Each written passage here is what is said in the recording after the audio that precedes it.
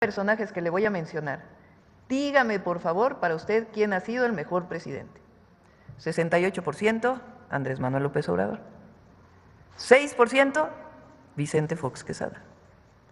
5%, Enrique Peña Nieto. 4%, Felipe Calderón Hinojosa. No, ya estar más abajo que Calderón está difícil. 4%, Ernesto Zedillo. 3%, 4% Felipe Calderón Hinojosa. 3%, gracias por la corrección, Ernesto Zedillo Ponce de León. Le ganó ninguno. Salinas no lo pusieron, yo creo. Pero bueno, de todos esos, se escogieron al que la gente recuerda como uno de los peores presidentes. Porque vale la pena nada más. Porque no sé si se han dado cuenta de que ahora todos hablan de lo mismo y reconocen a Zedillo. Y es importante, repito, para los jóvenes, porque para los que estamos más grandes nos acordamos de aquel terrible sexenio. Por supuesto de la noche neoliberal, pero de aquel terrible sexenio que le causó tanto dolor a millones de familias, que de la noche a la mañana pasaron sus deudas de poquito que debían al triple, al cuádruple, al quíntuple, por el incremento en las tasas de interés,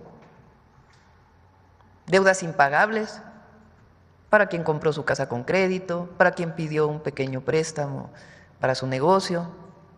A ellos no se les rescató, a ellos se les trató aparte y perdieron todo. Como bien decía uno de sus compañeros, hubo gente que se suicidó en aquella época por lo terrible que significaba de la noche a la mañana deber tanto dinero. Sin embargo, los grandotes, los bancos, grandes empresarios, todos recibieron sin ningún problema, de la noche a la mañana desaparecieron sus deudas. Deudas privadas convertidas en deuda pública. Como bien dice Pablo, cuando viene la crisis del 94, cuando entra Zedillo, se ha escrito mucho sobre esto, el propio presidente López Obrador tiene un libro del Fobaproa, donde vienen muchos nombres y cómo se dio esta situación. Muchos han escrito sobre esto. Algunas gentes, la mayoría cercanos a nuestro movimiento y otros nada cercanos, que han escrito sobre esto. Entonces el Fobaproa se empieza a usar para rescatar a los grandes, que antes era un fideicomiso privado, y de pronto convierten todo eso privado, deudas privadas, en una deuda de todos los mexicanos, que a la fecha seguimos pagando. A ver si nos da Edgar la deuda ahora del IPABA. ¿Y cuánto se ha pagado? Que es más de $1 billón. Pero espérenme. ¿Perdón?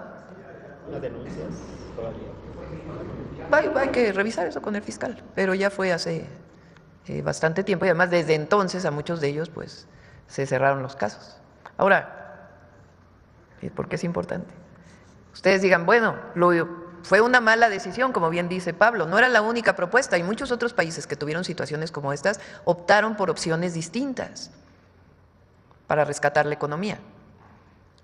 Fue discrecional a quién apoyaban y a quién no.